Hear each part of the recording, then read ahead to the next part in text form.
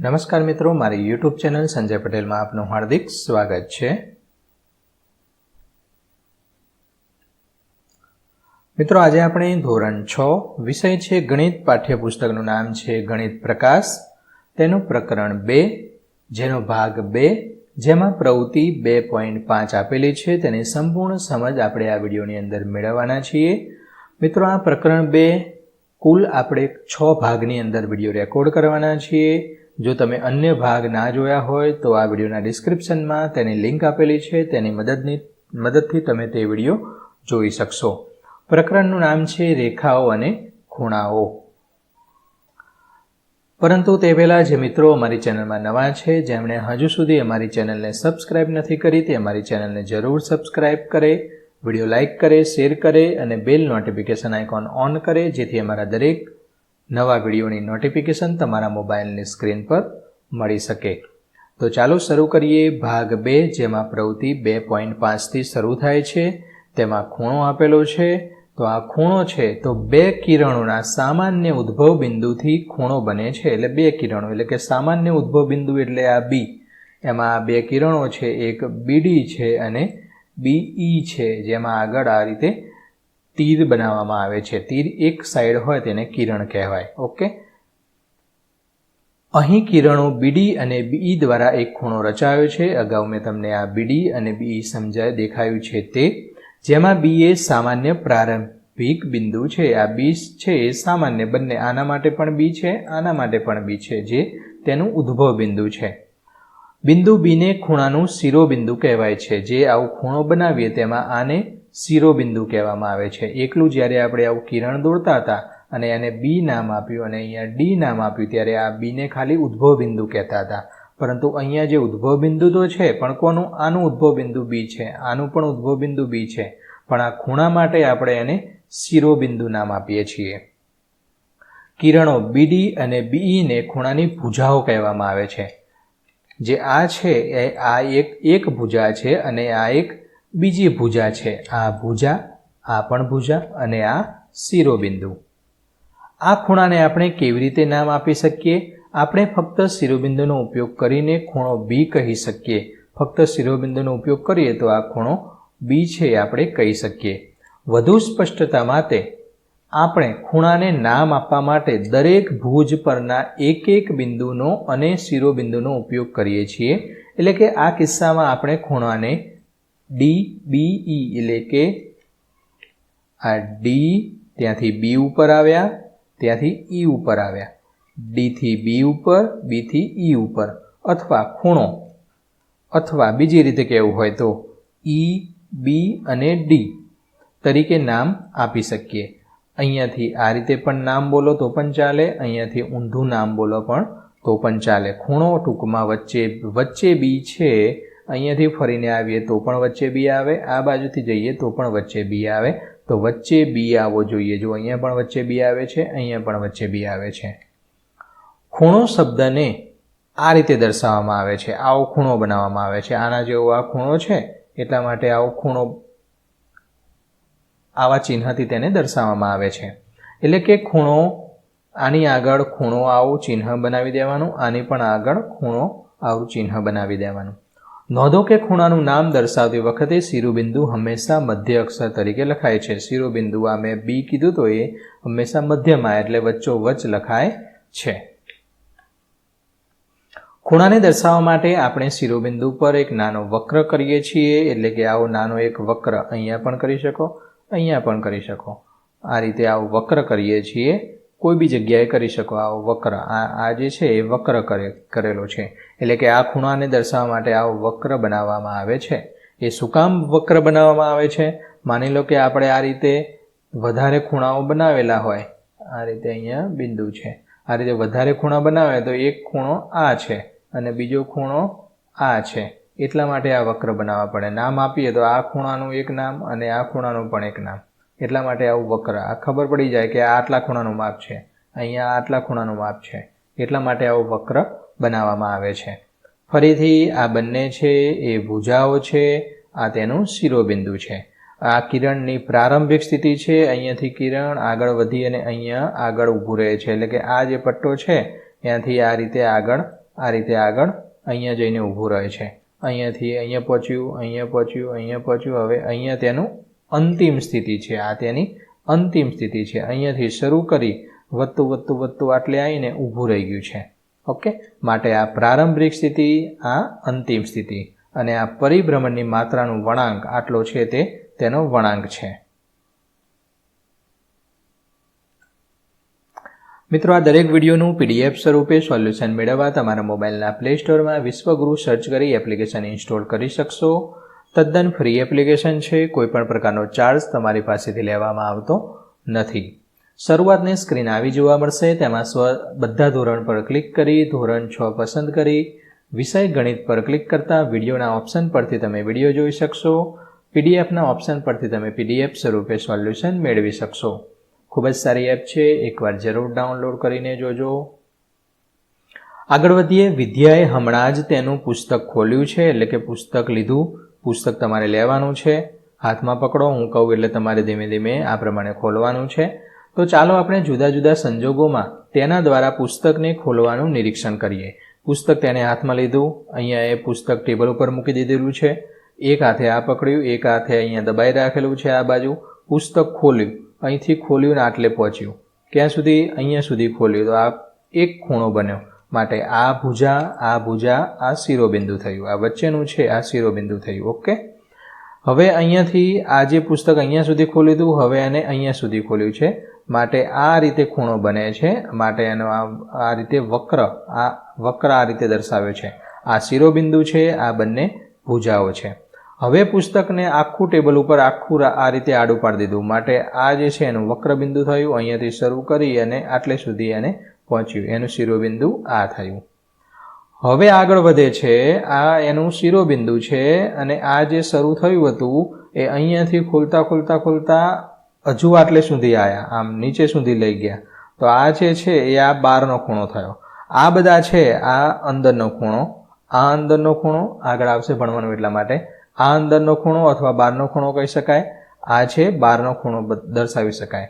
હવે અહીંયાથી શરૂ કર્યું હતું, આમ ખોલી અને છેક આટલે સુધી આવવા દીધું આર્યું એક સાઈડનું. તો આ છે આ વક્રએ બહારનો ખૂણો થયો. આટલું બધું ફેરવવું પડ્યું અને આખું અહીંયાથી શરૂ કરી અને પાછું નીચે સુધી અડાડી દીધું. આખો રાઉન્ડ મારી લીધો. તો આટલી સ્થિતિ છે.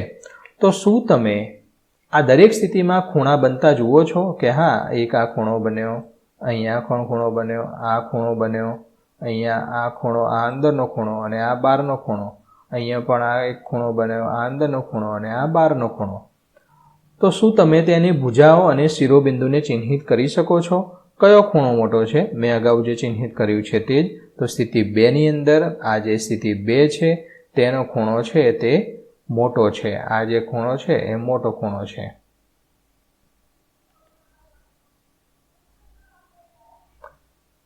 જેમ આપણે રેખાખંડની લંબાઈના આધારે તેના માપ વિશે વાત કરીએ છીએ, તેમ આપણે ખૂણાની એક બાજુને શિરોબિંદુએ કરાવેલા પરિભ્રમણના આધારે તેના માપ વિશે પણ વાત કરીએ છીએ. પરિભ્રમણ એટલે અહીંયાથી શરૂ કરી અને આટલે સુધી આપણે આ ચોપડીનો બીજો ભાગ લઈ ગયા. આ આટલું જે થયું એ પરિભ્રમણ કહેવાય. ઓકે, તો તેથી સ્થિતિ 2 માંનો ખૂણો મોટો છે.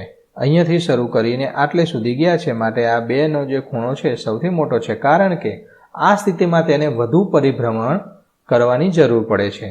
તેવી જ રીતે સ્થિતિ 3 માંનો ખૂણો સ્થિતિ 2 કરતાં પણ મોટો છે. આ 3નો જે ખૂણો છે એ આના કરતાં પણ મોટો છે. કેમ? આનું પરિભ્રમણ અહીંયાથી શરૂ કરીને છેક અહીંયા ટેબલ ઉપર અડાડી દીધું છે. આના કરતાં વધુ છે. આનું પરિભ્રમણ તો અહીંયા અટકી જાય છે અને આના ત્રીજાનું પરિભ્રમણ છેક આટલે સુધી આવ્યું છે. આટલો ખૂણો બનાવે છે અને આના કરતાં પણ આનો ખૂણો મોટો છે. એ રીતે 4, 5 અને 6 વધુ પરિભ્રમણ સાથે ક્રમશઃ મોટા ખૂણા છે. કારણ કે અહીંયાથી શરૂ કરીને છેક આ અહીંયા સુધી અડાડી દીધું છે. એટલા માટે ચોપડી તમારે લેવાની, એક પૂઠું પકડી રાખવાનું, એક પૂઠું ફેરવીને છેક બીજી બાજુ અડાડી દેવાનું. એવું આ સ્થિતિની અંદર થશે. એક ખૂણાનું કદ એ શિરોબિંદુની આસપાસ થતા પરિભ્રમણ અથવા વળાંકનું માપ છે. હવે તમે એમ કહો કે આ ખૂણાનું માપ કેટલું છે એ જાણવું હોય તો શું કરવું પડે? તો આ પ્રારંભિક સ્થિતિ છે ત્યાંથી અહીંયા સુધી આ અંતિમ સુધી પહોંચ્યા. તો અહીંયાનું માપ છે એટલું જ માપ અહીંયાનું થશે. અહીંયા કોણ માપક આ રીતે કોણ માપક મૂકશો તો જુઓ અહીંયાથી આગળ વધશો તો આ જેટલું માપ થશે એટલું જ માપ અહીંયા થશે, એટલું જ માપ અહીંયા થશે ખૂણા માટે. તો જે પહેલા કિરણને બીજા કિરણ પણ ખસેડવા માટે જરૂરી છે. તો આ જે છે આ પરિભ્રમણનું વળાંકનું માપ એ ખૂણાનું માપ કહેવાય. આ કિરણની પ્રારંભિક સ્થિતિ છે, આ કિરણની અંતિમ સ્થિતિ છે. આને શિરોબિંદુ કહેવાય, આને ભુજાઓ કહેવાય. આ બે ભુજાઓ હોય છે. ઓકે, શિરોબિંદુ છે આ કોમન છે એટલે કે મધ્ય છે, બંને માટે સરખું છે. અહીંયાથી શરૂ કરી કિરણ એક આમ જાય છે અને અહીંયાથી શરૂ કરી આનો ઉદ્ભવ બિંદુ છે, અહીંયાથી શરૂ કરી એક કિરણ આમ જાય છે અને એક આ ખૂણો બનાવે છે. ચાલો આપણે કેટલાક અન્ય ઉદાહરણો જોઈએ જ્યાં વાસ્તવિક જીવનમાં ભ્રમણ અથવા વળાંક દ્વારા ખૂણા ઉદ્ભવે છે. તો પરિકર અથવા દ્વિભાજક આને પરિકર અથવા દ્વિ એટલે કે બે, આ જે બે જે છે માટે દ્વિભાજક. આપણે ખૂણો બનાવવા માટે તેની બાજુ ભુજાને ફેરવીએ છીએ. એટલે કે ખૂણો બનાવવા માટે એક અહીંયા છે, અહીંયાથી પોળું કરી અને પેન્સિલને આટલે સુધી લાવીએ છીએ. વધારે મોટું રાઉન્ડ કરવું હોય તો પેન્સિલને આટલે સુધી લઈ જઈએ. આ જે ભુજા છે એને આટલે સુધી લાવીએ. તો શિરોબિંદુ તે બિંદુ છે, શિરોબિંદુ તે બિંદુ છે જ્યાં બે બાજુ જોડાયેલી છે. એટલે કે આ શિરોબિંદુ છે એ બિંદુ છે જેને એક આ બાજુ અને આ બીજી બાજુ જોડાયેલી છે. ખૂણાની ભુજા અને શિરોબિંદુને ઓળખો. તો આ ખૂણાની ભુજા છે, આ ખૂણાનું શિરોબિંદુ છે, આ બંને ખૂણાની ભુજાઓ છે. આ ખૂણાનો શિરોબિંદુ, આ બંને એની ભુજાઓ. હવે કાતરમાં બે પાંખિયા હોય છે. હવે જ્યારે આપણે કંઈક કાપવા માટે તેને ખોલીએ છીએ એટલે કે ફેરવીએ છીએ ત્યારે તેના પાંખિયા એક ખૂણો બનાવે છે. આ રીતે એક પાંખિયા છે, આ રીતે એક ખૂણો બનાવે છે. તો ખૂણાની ભુજા અને શિરોબિંદુને ઓળખો. આ એનું શિરોબિંદુ છે, આ બંને એની ભુજા છે. આ જે તેનું શિરોબિંદુ છે, આ બંને એની ભુજાઓ છે.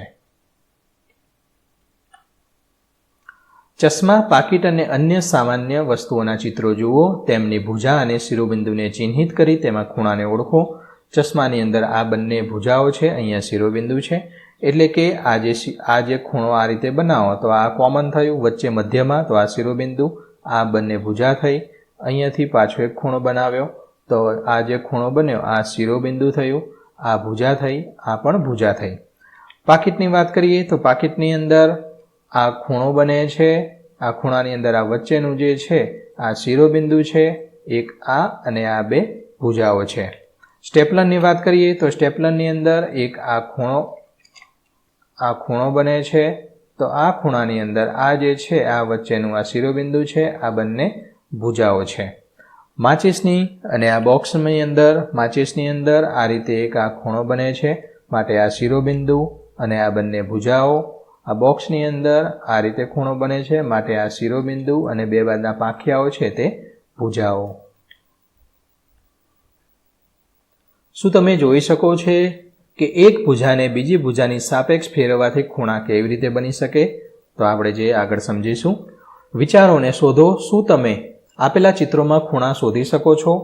કોઈ પણ એક ખૂણો બનાવતા કિરણો દોરો અને ખૂણાના શિરોબિંદુનું નામ આપો. તો અહીંયા જોઈએ તો આ જે છે આ શિરોબિંદુ છે, એક આ બે, એક આ ખૂણો બને છે અને બ્લુ કલર લઈ લઉં અને એક આ ખૂણો બને છે, અથવા તો આ મોટો એક ખૂણો બને છે, આ મોટો એક ખૂણો બને છે અને આ જે છે એક જ શિરોબિંદુ છે. ઓકે, એની ભુજાઓ 1, 2 અને આ 3 ભુજાઓ છે. ઓકે, તો અહીંયા એક આ ખૂણો બને છે, એક આર્યો ખૂણો બને છે અને એક આ મોટો ખૂણો બને છે. ખૂણાને કઈ રીતે બોલવું? તો A, B, D એ રીતે, અથવા A, D, B અથવા B, D, C આ રીતે પણ બોલી શકાય. આગળ આપણે ડિટેલમાં સમજીશું. હવે અહીંયા ખૂણા બનાવવાના છે. તો એક ખૂણો આ બનાવ્યો, એની અંદર જે આ છે શિરોબિંદુ, આ બંને ભુજાઓ છે. બીજો ખૂણો અહીંયા બનશે, આ રીતે પણ બનાવી શકાય, જેમાં આ શિરોબિંદુ છે, આ બંને ભુજાઓ છે. સીડીની અંદર આ રીતે ખૂણો બનાવેલો છે, જેમાં આ જે ક્યુ છે શિરોબિંદુ છે, આ બંને ભુજાઓ છે. આ જે પુલ છે, પુલની ઓકે નામ લખી દઈએ, ખૂણો PQR. તો અહીંયા ખૂણો આ જે વચ્ચેનું છે શિરોબિંદુ એ તો વચ્ચે જ આવવું જોઈએ. તો અહીંયા ખૂણો PQ અને R અને શિરોબિંદુ છે આ ક્યુ અહીંયા દર્શાવ્યું છે. તે જ રીતે અહીં આ ખૂણાની અંદર અહીંયા આ જે છે શિરોબિંદુ છે અને વચ્ચેનું જે શિરોબિંદુ હોય એ વચ્ચે જે આ શિરોબિંદુ છે એ વચ્ચે જ આવવું જોઈએ. તો અહીંયા BAC ખૂણો કહો અથવા ખૂણો CAB, આ BAC પણ લખી શકાય અને CAB પણ લખી શકાય. બંને રીતે ખૂણા લખી શકાય. બાજુઓ ST અને SR ધરાવતો ખૂણો દોરો, તેને નામ આપો. તો અહીંયા બાજુઓ છે જે આ ST અને એક આ SR બંને બાજુઓ ધરાવતો ખૂણો અને તેને નામ આપ્યા. આ તેનો શિરોબિંદુ એટલે કે ઉદ્ભવ બિંદુ.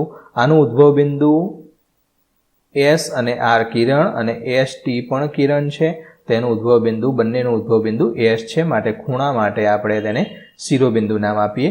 આ બંને ભુજાઓ છે. ખૂણો APC ને ખૂણો P તરીકે કેમ દર્શાવી શકાય નહીં તે સમજાવો. તો અહીંયા આપણે સમજીએ. આપેલી આકૃતિમાં શિરોબિંદુ P માંથી એટલે કે શિરોબિંદુ P માંથી 3 કિરણો, કયો 3 કિરણો અહીંયાથી શરૂ કરી અને આ PA એક કિરણ જાય છે. આ PA, આ PB અને આ PC ઉદ્ભવે છે. આ 3 કિરણો જાય છે. હું વ્યવસ્થિત સીધા દોરી દઉં એટલે ભરચક ના થઈ જાય. ઓકે, આ P માંથી આ 3 કિરણો જાય છે. P આગળ રચાતા ખૂણાઓ, ખૂણો APC, ખૂણો આ A, P અને આ C, આટલા ખૂણાની આપણે વાત કરીએ છીએ. આ વક્ર મેં દોર્યું છે. જેની ભુજાઓ કઈ ભુજાઓ થશે તેની? એક આ ભુજા થશે અને એક આ ભુજા થશે. એટલે કે PA, કિરણ PA, આ કિરણ PA અને PC આ રીતે દર્શાવી શકાય. હવે આગળ બીજા ખૂણાની વાત કરીએ. ખૂણો CPB માટે ખૂણો એક આ C, ત્યાંથી આ P અને આ B, આટલા ખૂણાની વાત કરવાની છે. ઓકે, એની અંદર આ P અને C, PC, આ P અને C કિરણ અને PB કિરણ આ PB કિરણ દ્વારા રચાય છે. જેને ખૂણો APC જે ભુજાઓ PA અને PC દ્વારા રચાય છે. એટલે કે આના દ્વારા જે રચાય છે તેથી APC એટલે A, P અને C ને ખૂણો P તરીકે દર્શાવી શકાય નહીં. કારણ કે ખૂણો P થી કોઈ એક ખૂણો કે તેની ભુજાઓ નિશ્ચિત થતી નથી. ટૂંકમાં તમને સમજાવી દઉં કે આ ખૂણો P છે આખો, એ નક્કી નથી થતું. કેમ? આનો ખૂણો સમજવો P ને કે આ ખૂણો સમજવો? કારણ કે અહીં એક જ શિરોબિંદુ છે. હવે આ સમજવો કે આ સમજવો, તેની ભુજાઓ અહીંયા 3 છે. ઓકે, જો આ ખાલી 2 ભુજાઓ હોત અને અહીંયા A નામ આપ્યું, અહીંયા C નામ આપ્યું અને P નામ આપ્યું, તો અહીંયા ખૂણો P આપણે કહી શકત. આ કહી શકીએ, આ ના કહી શકીએ. કેમ? અહીંયા ચોક્કસ છે આની અંદર કે આ ખૂણો એક જ P બને છે. આની અંદર આ ખૂણો સમજવો કે આ ખૂણો સમજવો, માટે આને ખૂણો P છે એ દર્શાવી શકાય નહીં. આપેલી આકૃતિમાં ચિહ્નિત કરેલા ખૂણાઓના નામ આપો. તો આ રીતે તમે નામ આપી શકો. આકૃતિની અંદર એક ખૂણો આ બને છે Q, T અને R, અથવા તો R, T અને Q. આ T છે શિરોબિંદુ વચ્ચે જ આવવું જોઈએ. અહીંયા પણ જુઓ RTP, એક R, T અને P, બ્લુ કલર લઈ લઉં. R, T અને P એ આટલો ખૂણો બનાવે છે. ઓકે, અહીંયા 2 બને છે, એક આ ખૂણો અને એક આ ખૂણો. તો એ બંનેના નામ આપણે અહીંયા આપેલા છે. અહીંયા P અહીંયા લઈ લો, R અહીંયા લઈ લો તો પણ ચાલે. Q અહીંયા લઈ લો, R અહીંયા લઈ લો તો પણ ચાલે. T શિરોબિંદુ છે એ T વચ્ચે જ આવવું જોઈએ. તમારા કાગળ પર 3 બિંદુઓ ચિહ્નિત કરો. અહીંયા મેં 3 બિંદુ ચિહ્નિત કર્યા. આ એક આ A, આ B અને આ C, 3 બિંદુ મેં ચિહ્નિત કર્યા. જે એક જ રેખા પર ન હોય, એક રેખા પર નથી, અલગ અલગ કર્યા છે. ABC નામ આપો. ABC નામ આપી દીધું. આ બિંદુઓની જોડમાંથી પસાર થતી સંભવિત રેખાઓ દોરો. આ જે બધી દેખાય છે આ બધી રેખા આપણે દોરી દીધી છે. કે તમને કેટલી રેખાઓ મળે છે? 3 રેખા મળે છે. એક આ 2 અને આ 3 રેખાઓ મળે છે. ABC નો ઉપયોગ કરીને કેટલા ખૂણાને નામ આપી શકો તે લખો. આકૃતિ 2.9 દર્શાવ્યા મુજબ દરેકને વક્ર સાથે ચિહ્નિત કરો. એટલે કે આ વક્ર એક આ ખૂણો બન્યો, આ બીજો ખૂણો બન્યો, આ ત્રીજો ખૂણો બન્યો. હવે એના નામ આપવાના છે.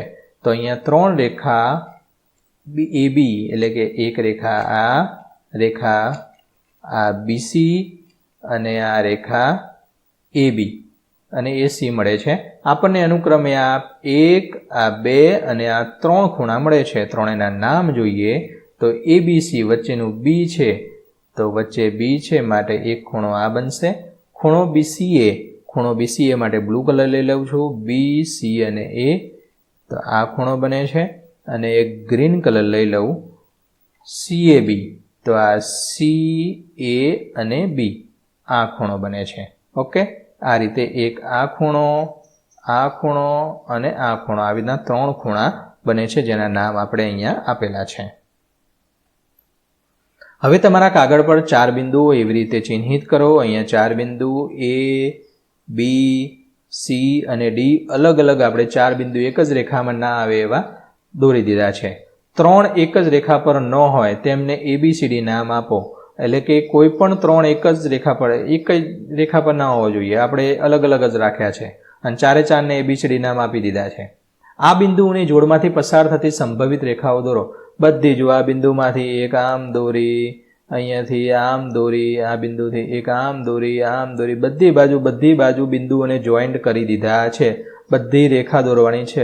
આ રીતે બંને બાજુ આવા એરા કરવાના છે. ખૂણાને નામ આપી શકો છો. બધા લખો. આકૃતિ 2.9 દર્શાવ્યા મુજબ વક્ર જુઓ. એક સમજાવી દઉં તમને. પહેલા અહીંયા આપણે જવાબ લઈ લઈએ. તો ઉપરની આકૃતિમાં 6 રેખાઓ, આ AB એટલે કે આ A અને આ B એક રેખા થઈ, આ BC એટલે કે આ BC રેખા થઈ, હવે આ CD રેખા થઈ, આ AD રેખા થઈ, એથી AC રેખા થઈ અને BD અથવા DB રેખા થઈ. તો આટલી આપણને રેખાઓ મળી 6. હવે 12 ખૂણાઓ મળે છે. ખૂણો BAD, તો અહીંયા B, ઓકે, ખૂણો B, A અને આ D એક આ ખૂણો આ રીતે ચિહ્નિત કરવાનું છે. પછી BAC બ્લુ કલર લઈ લઉં છું, આ B, A અને આ C આ ખૂણો બને છે. પછી CAD ગ્રીન કલર લઈ લઉં છું, C, A અને D આ ખૂણો બને છે. આ રીતે તમારે ખૂણા આ રીતે એક મેં સમજાવ્યું તે જ રીતે અહીંયા પણ ખૂણા બનશે, અહીંયા પણ બનશે, અહીંયા પણ બનશે. માટે આ રીતે આપણને 12 ખૂણા મળે છે, જે તમે ખૂણા આ રીતે સમજી શકશો.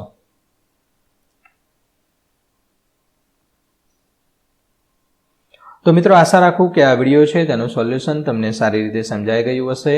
દરેક વિડીયોનું PDF સ્વરૂપે સોલ્યુશન મેળવવા વિશ્વગુરુ એપ ઇન્સ્ટોલ કરો. તદ્દન ફ્રી છે. કોઈપણ પ્રકારનો ચાર્જ તમારે એપ્લિકેશન વાપરવાનો આપવાનો નથી. અન્ય ભાગના વિડીયો ના જોયા હોય તો આ વિડીયોના ડિસ્ક્રિપ્શનમાં 6 ભાગના વિડીયોની લિંક આપેલી છે, તેની મદદથી તમે તે વિડીયો જોઈ શકશો. ફરી મળીશું આગળના 3જા ભાગની અંદર. ત્યાં સુધી આવજો.